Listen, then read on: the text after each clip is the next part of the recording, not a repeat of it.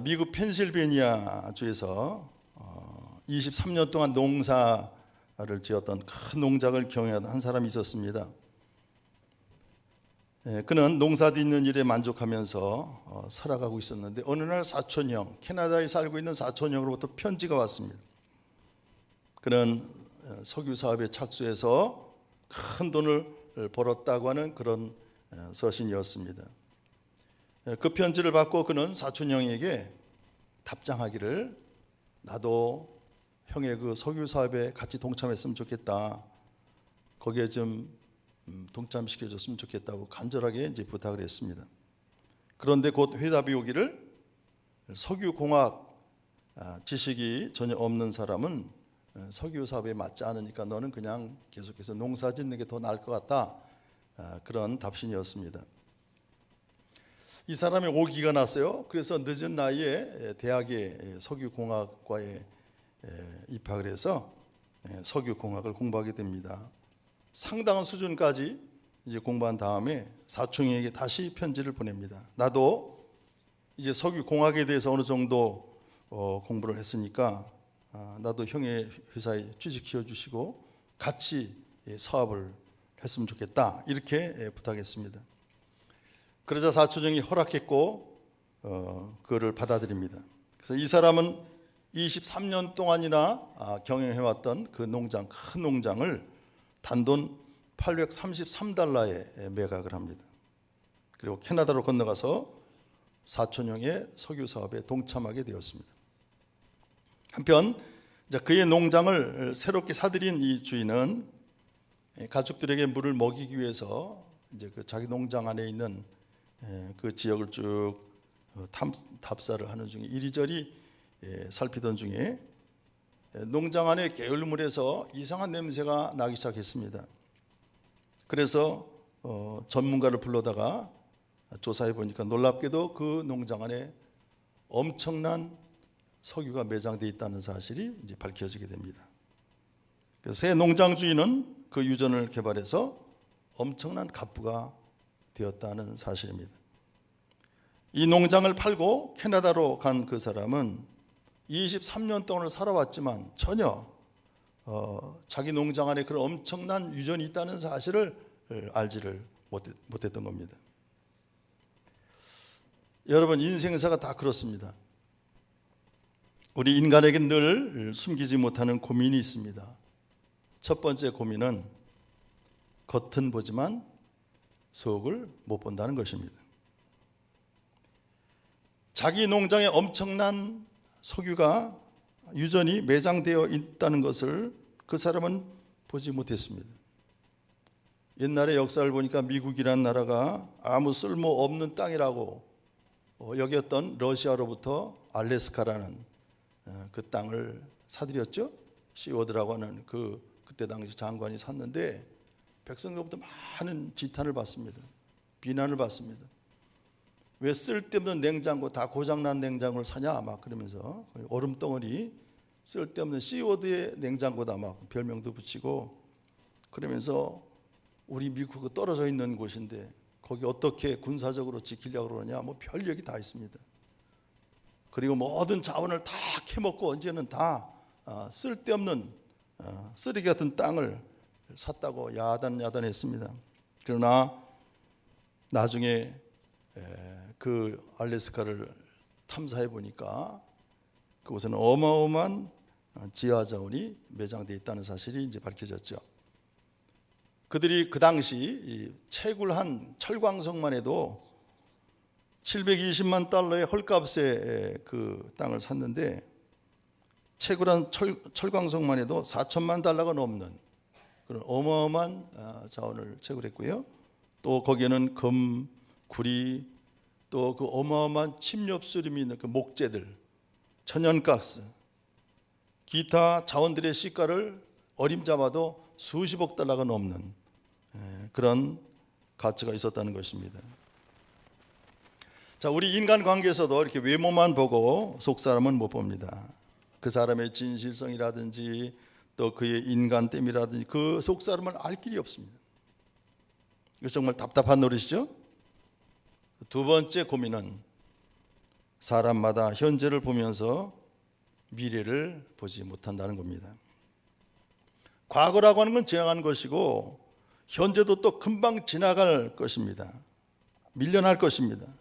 그러나 현재라고 하는 것에 그냥 눈 깜빡해서 지나가는 이 현재에 붙들린 채 이 다음의 미래를 생각하지 못하는 그런 어리석음이 우리 인간에게 있습니다. 더욱이 우리 민족에게는 빨리빨리라고 하는 이 잘못된 아주 좋지 못한 문화가 있습니다. 그래서 뭘 해도 제일 빨리 한다고 그러죠. 빨리빨리 하다가 요즘엔 좀 덜하지만 다 무너졌잖아요. 하늘에서도 무너지고 떨어지고 막 성수대기 무너지고 빌딩 백화점이 무너지고 막 그랬어요. 왜냐하면 결론은 빨리빨리 문화 때문에 그랬다. 출세도 빨리 하려고 하다가 망하고 감옥에 들어가고 어쨌든 문제가 많습니다. 자연스럽게 순리대로 생각하지를 못합니다. 출세 지향적인 사람은 급해서 서두르다가 인격은 제자리인데도 불구하고 높은 자리에 올라갔다가 그냥 떨어집니다. 어떤 분의 소설처럼 날개가 있는 것은 떨어진다래요. 올라갔다는 반드시 떨어지게 돼 있죠. 뭘 하나 제대로 기다려주지 못하고 왜 이렇게 서두르는지 모릅니다. 미래를 볼 줄 모르기 때문에 인내가 부족한 것입니다. 보다 먼 미래를 내다볼 줄 아는 사람은 내 발은 현재라고 하는 이 시간에 내딛고 있지만 내 생각은 벌써 저 앞을 미래를 내다보고 있다는 것입니다. 그 미래가 당연히 이 자리로 올 것입니다. 그런 거로 우리는 넉넉히 오늘을 참을 수가 있는 것입니다. 그런데 우리는 그렇게 멀리 보는 통찰력이 없기 때문에 이렇게 늘 시행착오에 빠지게 되는 것입니다. 세 번째 고민이 있는데 그 고민은 다른 사람은 보면서도 나 자신은 못 본다는 것입니다. 이것 또한 큰 문제죠. 정치, 경제, 사회, 문화 그리고 이 세상 모든 것들은 다 빠삭하게 알아요. 남의 일에 대해서는 너무나 잘 알고 있습니다. 뭐가 어떻고 이렇고 저렇고 그렇지만 한 번이라도 자기 자신을 헤아려 보지 못한다는 겁니다. 결정적인 약점이 바로 여기에 있습니다. 그래서 예수님께서 말씀하시기를 어찌하여 형제의 눈 속에 있는 티는 보고 내 눈 속에 있는 들보는 깨닫지 못하느냐. 여러분 우리의 생각을 이제 돌려보시길 바랍니다. 남의 이야기 이제는 그만하시기 바랍니다. 강 건너 불구경하듯이 제멋대로 평가하던 그런 일, 특별히 정치적인 얘기 이제 그만 중단하시기 바랍니다. 우선 자기 자신부터 성찰해야 되겠습니다. 나 자신. 우리가 기도하는 것도 국가와 민족을 위해서 기도하고 물론 세계 평화를 위해서 기도해야 되지만 정작 자기 자신을 위해서 기도하지 않는다는 겁니다. 또한 우리는 이 세상을 보고 역사를 바라봅니다. 많은 사건에 부딪히고 또 도전하지만 사실은 거기서 하나님을 보지 못하는 거예요. 역사 그 깊은 곳에 하나님의 능력이 있고 하나님의 손길이 있음에도 불구하고 그걸 발견하지 못한다는 것입니다. 거기에 문제가 있습니다. 여러분 그리고 오늘 우리가 본문의 말씀을 읽어봤지만 우리에게 가장 큰 수수께끼는 바로 종말이라고 하는 것입니다. 종말. 오늘 보면 17절에서 하나님의 성소에 들어갈 때에야 그들의 종말을 내가 깨달았나이다. 오늘 말씀의 주제 요절입니다. 여기에 종말이라는 단어가 나오죠. 종말. 모든 것은 변하게 되어 있습니다. 모든 것은 흘러가게 되어 있습니다. 모든 것은 사라지게 되어 있습니다.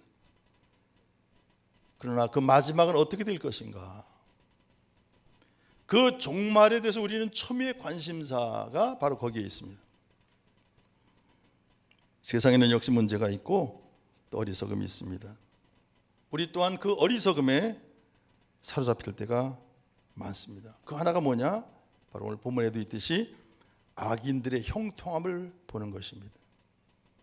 악한 사람이 잘 되는 것 같아요. 그것이 문제입니다. 악한 사람은 망해야 되고 옳지 못한 사람들은 다 잘못되어야 되는데 그렇지가 않습니다. 악한 사람들이 더 잘 되는 것 같아요. 그렇게 보일 때가 많습니다. 오히려 진실하게 사는 사람은 오히려 가난하고 어렵고, 정직하게 사는 사람은 더 형편없고, 수단과 방법을 가리지 않고 사는 못된 사람 득세해요. 이렇게 보여질 때 우리의 생각이 거기에 얽매이게 됩니다. 거기에 빠지게 됩니다. 혼란에 빠져요. 세상에 이럴 수가 있을까, 그렇게 탄식도 합니다. 그리고 문제는 나 자신의 진실한 노력이 헛된 것이다, 이렇게 생각할 때가 있다는 겁니다. 오늘 말씀해 보니까 13절에 내가 내 마음을 깨끗하게 하며 내 손을 씻어 무지하다 한 것이 실로 헛되도다, 이렇게 탄식하죠. 내가 깨끗하게 살고 정결하게 살고 바르게 진실하게 살아보았는데도 불구하고 겨우 그 결과 이것뿐이냐 말이에요. 허사로다, 수프로다, 이런 생각이 든다는 것입니다. 바로 여기에 함정이 있는 것입니다. 그 교통기관에서 설문조사를 해봤는데요, 우리나라 사람들, 운전하는 분들을, 거기 교육 들어온 사람들을 상대로 해서 설문조사에 통계를 내보니까 60%가 교통법규를 잘 지키면 나만 손해다, 60%가 생각한다는 거예요. 절반이 넘습니다. 바로 여기에 망조가 있는 것이죠. 교통법규를 잘 지키면 나를 위한 것이고 나에게 유익한 것인데도 불구하고 교통법규 잘 지키면 나만 손해다. 어쩌면 이것이 이제 식민지 근성이라고 해요. 일본 사람들한테 억눌려 살았기 때문에 그런 물려받은 그런 잔재라고도 합니다. 그건 핑계일 수도 있어요. 내 진실이 나의 행복이고 나의 정직함이 나의 성공이라고 생각할 수 있어야 됩니다. 이것을 손해라고만 생각한다면 과연 우리의 장래는 어떻게 되겠습니까? 또 하나, 나 하나의 선과 의라고 하는 건 무력하다, 무기력하다. 이 거칠은 세상, 홍수같이 밀려오는 이 엄청난 혼란 속에서 나 하나가 무슨 소용이 있겠는가 말이에요. 나 하나 바로 살고 정직하고 진실하고 겸손하고 믿음으로 살아보았댔자 아무 소용이 없다, 이렇게 체념하는 겁니다. 거기에 문제가 있는 것입니다. 그런 걸 우리가 생각해 보면 고민 아닌 것을 고민하고 있는 고민을 우리가 하고 있다는 거죠. 나의 의, 정말 허무한 것입니까? 정말로 무기력합니까? 정말로 아무 소용이 없습니까? 나 하나의 진실이라고 하는 것은 과연 아무 소용이 없냐, 그 말이에요. 우리가 정말로 억울합니까? 억울하게만 살아왔습니까? 여러분, 이제 시험에 빠져서는 안 됩니다. 그래서 하나님의 말씀 가운데 잠언이라는 말씀과 성경과 시편이라는 말씀 속에서 계속해서 우리에게 깨우쳐 주십니다. 악인의 형통을 부러워하지 마라. 악한 사람 잘 되는 거 보고 그 시기하지 마라. 못된 사람 잘 되는 거 보고 질투하지 마라. 계속해서 우리에게 가르쳐 주십니다. 왜 그렇습니까? 곧 망할 것이기 때문에. 시편 37편 10절의 말씀에 잠시 후에는 악인이 없어지리니 네가 그것을 자세히 살필지라도 없으리로다, 이렇게 말씀합니다. 우리는 이 진리를 믿어야 돼요. 확신해야 돼요. 우리가 악인의 형통을 부러워하지 않는 그런 사람으로 양육되어야 합니다. 특별히 우리 자손들, 우리 자녀들이. 그런 거로 우리는 종말을 생각합니다. 의인의 종말이 무엇인가? 손해다, 나만 손해다, 나만 피해를 본다, 그게 아니라 하나님께서 반드시 보상해 주십니다. 악인의 종말이 무엇인가? 하나님의 심판이 바로 있다라고 하는 것입니다. 여러분, 우리 인생의 종말이 무엇입니까?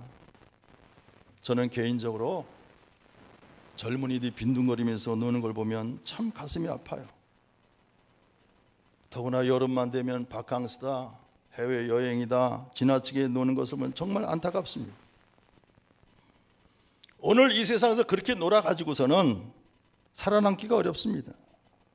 너무 심하게 놀면 다시 정신을 집중하기가 어렵습니다.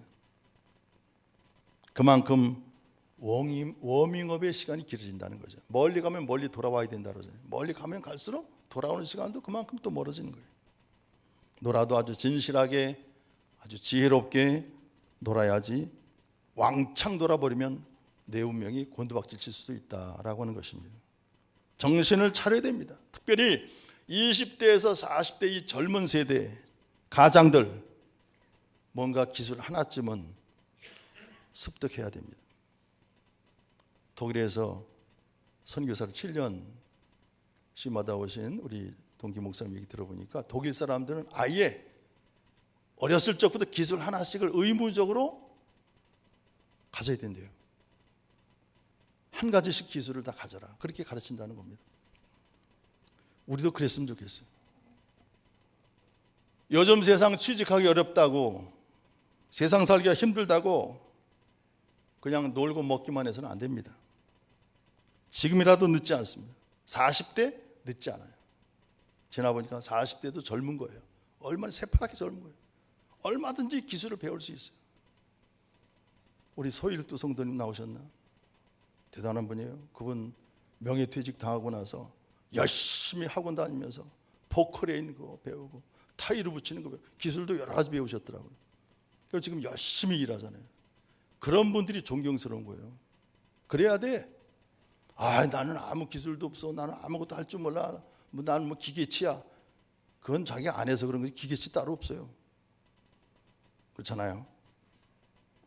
한 가지 기술이라도 익혀야 된다 그 말이에요. 어려운 때일수록 좋은 기술자를 필요로 합니다. 성실한 사람을 찾고 있습니다. 젊음이라고 하는 건 그대로 있는 게 아닙니다. 반드시 시간은 흘러가요. 내가 우리 복지교회 올 때 39살에 왔어요. 40에 왔어요. 너무 젊다고 그랬어요. 너무 젊어서 안 받는다고 그랬어요. 그런데 이제 은퇴하잖아요. 잠깐인 것 같은데 벌써 30년이 지나갔어요. 인생의 종말이 바로 우리 눈앞에 있습니다. 그 시간을 생각하지 못하고 살아가는 것은 정말 어리석은 일입니다. 재물, 도대체 돈이 뭡니까? 이 물질이라고 하는 것은 가고 또 오는 것이 아닙니다. 돈이 뭐 돌고 도나서 돌고 도는 게 아니에요. 한쪽에서 모이게 돼 있어요. 그래서 예수님께서 어리석은 부자를 향해 말씀하십니다. 많은 재산을 가진 이 부자가 먹고 마시고 즐기자 할 때 하나님께서 말씀하시기를 어리석은 자여 오늘 밤에 네 영혼을 도로 찾으리니 그러면 네 준비한 것이 누구의 것이 되겠느냐, 이렇게 질문하십니다. 여러분 죽기 전에 다 쓰시기 바랍니다. 그것도 속히 빨리 쓰셔야 돼요. 그리고 조용히 가시기 바랍니다. 왜 재산을 남겨둬서 사돈의 팔순까지 다 내 재산이라 싸우게 만듭니까? 그건 부모의 잘못이에요. 빨리 유서를 쓰시기 바랍니다. 그래서 매우 중요한 일입니다. 물질이라고 하는 것은 가게 돼 있어요. 건강도 지나게 돼 있어요. 곧 종말이 옵니다. 명예도 가는 것입니다. 권불 10년이요 화무 11홍이라 하는 말이 있죠. 권세라고 하는 게 10년 넘어가잖아요. 대통령도 5년이면 내려와야 돼. 그렇잖아요. 이제 벌써 그 현상이 나타나는, 권력누수 현상이 나타나잖아요. 영원한 건 없어요. 꽃도 화무 11홍이라 꽃도 10일 동안 펴 있다가 시들어버리면 만다는 거죠. 권세라고 하는 것도 사실 축할 것이 못 됩니다. 부러워할 것도 없습니다. 종말이 어디로 갑니까? 끝을 보시기 바랍니다. 종말 끝을 보라면 권자를 올랐다면 반드시 내려올 때가 있다는 것을 기억해야 됩니다. 여러분, 이스라엘의 초대 총리였던 벤구리온 수상이요, 참 존경받을 만한 분이에요. 우리나라 같으면 그렇게 못하겠죠. 여러분, 총리했던 분이 나중에 국방부 장관 한다고 내무장 2번 했더라고요. 장관을 2번 하고요. 그리고 나서 나이가 드니까 모든 걸 다 내려놓고 노는 게 아니라 젊은이를 데리고 광야로 갔잖아요. 광야에 가서 열심히 물을 퍼다 나르고, 그래서 광야를 개간해서 거기를 기부치를 만들었더라고요. 지금도 이스라엘 가보면 그 벤고리온 수상이 마지막 생애를 마쳤던 그 기부츠가 있어요. 얼마나 아름답게 멋있게 꾸며놨는지 몰라요. 거기 허허벌판이었었어요. 광야에 있었는데 그것을 아주 생기가 있는 그런 초원으로 만들었어요. 그리고 그가 살던 집을 보면 다 쓰러져가는 오두막집이야. 그냥 책상 하나에다가 스탠드 하나에다가 그냥 성경 말씀 읽는 거 그거 하나밖에 없어요. 그래서 이스라엘을 관광하는 사람들의 필수 코스가 되었다 그러잖아요.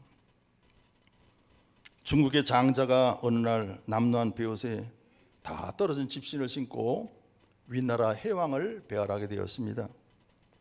해왕은 장자를 보자마자 이렇게 말합니다. 선생은 어찌 그리 비피하십니까? 측은해서 말했습니다. 이때 장자는 하는 말이 선비로서 도덕적으로 행하지 않는 것이 비피한 것이지 옷이 헤어지고 신발이 떨어진 것은 가난한 것일 뿐이지 피피한 것이 아닙니다. 이렇게 대답했다고 합니다. 오늘 성경은 이렇게 우리에게 교훈합니다. 17절에 하나님의 성소에 들어갈 때야 그들의 종말을 내가 깨달았나이다. 성소에 들어갈 때야 말은 뭐냐면 예배 드릴 때 하나님의 말씀에 우리가 집중할 때 그리고 성령이 충만할 때 그 말이에요.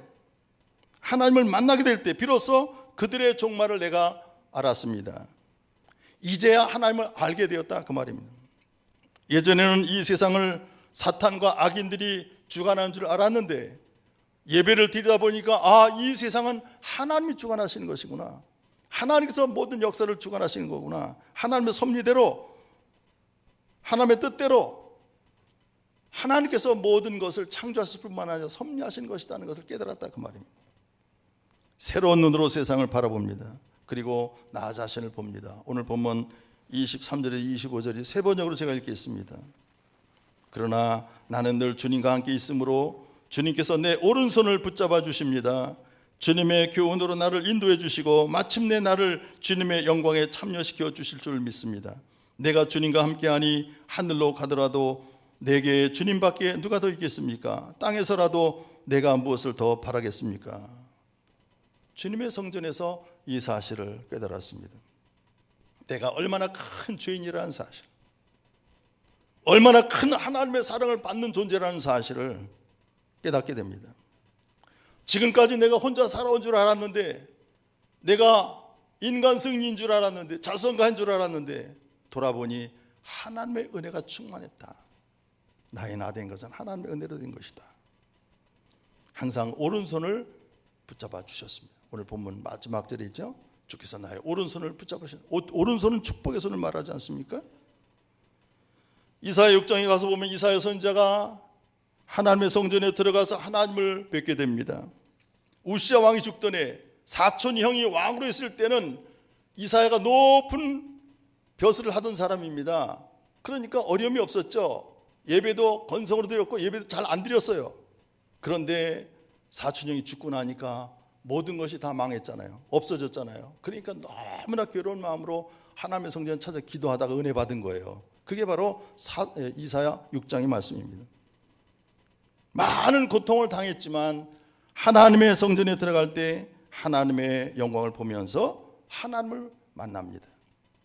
그리고 자기를 보고 세상을 바라보니까 내 죄가 얼마나 큰지, 제단의 숯불을 하나님께서 핀 숯을 집게로 집어서 내 혀를 찢으셨다 이렇게 말씀하지 않습니까? 여러분, 하나님 앞에 나온다고 하는 사실은 지극히 중요한 일입니다. 물론 여러분이 지금 코로나 때문에 집에서 예배를 드리지만 어떤 분은 그래요. 목사님, 내가요 집에서 예배를 들어보니까 목사님 설교가 쏙쏙 귀에 들어와요. 교회 왔을 때는 이 사람 저 사람 여기저기 구경하고 그러니까 그러다 보면 예배 끝나버리는데 집에서 예배를 드리니까 목사님 설교가 그냥 내 귀에 쏙쏙 들어가고 얼마나 은혜가 되는지 몰라요. 근데 그것도 한 달이면 끝나요. 한 달 정도 지나면 또 역시 사람이라는 건 매너리즘이라는 게 있기 때문에 계속 반복되면 처음처럼 그렇게 감동이 없어요. 빨리 이 코로나 사태가 끝나고 다 여기 모여서 같이 예배 드리는 게 이게 더 중요한 거거든요. 하나님의 전에 나와서 예배하는 게 이게 얼마나 귀한지 모릅니다. 제가 군대 논사훈련소에 갔는데요. 일주일 동안 이제 훈련 받다가 교회를 갔어요. 근데 그것도 한 주를 뭐 때문에 하여튼 차역을 하든가 하여튼 교회를 못 가고 한 주 건너서 갔는데요. 야, 교회 갔는데 논산훈련소에 그 교회가 커요. 눈물이 흘리기 시작하는데요. 너무나 감동스럽더라고요. 야, 내가 옛날에 예배 드릴 때 그냥 건성으로 드리고 내가 예배 시간에 그냥 형식적으로 드린 게 다 회개가 되더라고요. 너무나 감동스럽더라고요. 예배 내내 눈물이 나더라고요. 믿음으로 새롭게 되면서 새로운 세상을 보게 되고 하나님 앞에 가 있는 내 모습에서 돌이켜 오늘을 보게 됩니다. 오늘을 직시하게 되는 것이죠. 여기서 새로운 미래가 전개됩니다. 히브리 대학교 교수인 마틴 반 크레벨드라고 하는 분이 양심이란 무엇인가, 요즘에 중앙일보에 크게 선전하고 있더라고요. 양심이란 무엇인가 라는 책을 썼는데 그 책 속에서 양심에 대해서 이야기합니다. 뭘 얘기하려고 하는 거냐, 우리 인간의 양심이라는 것도 하나님 없는 양심은 이게 삐뚤어질 수 있다, 병들 수 있다라고 하는 걸 결론적으로 얘기하는 거예요. 거기에 보니까 나치 친위대 SS 게슈타포 비밀경찰을 앞세워서 홀로코스트를 주도했던 하이니 힘너라고 하는 사람이 있어요. 아주 악독한 전범 중에 제일 특범이죠. 아주 히틀러 바로 밑에 있는 그런 후계자입니다. 근데 이 사람이 제일 많이 썼던 말이 안슈텐디 히카이트라는 말이에요. 독일어로 안슈텐디 히카이트라고 하는 말은 예의, 단정함 이런 뜻이에요. 그러면서 이 교수가 하는 말이, 이 말을 더 구체적으로 해석한다면 품위가 있고 충성스럽고 정직하고 진실을 합친 개념이다 이렇게 말합니다.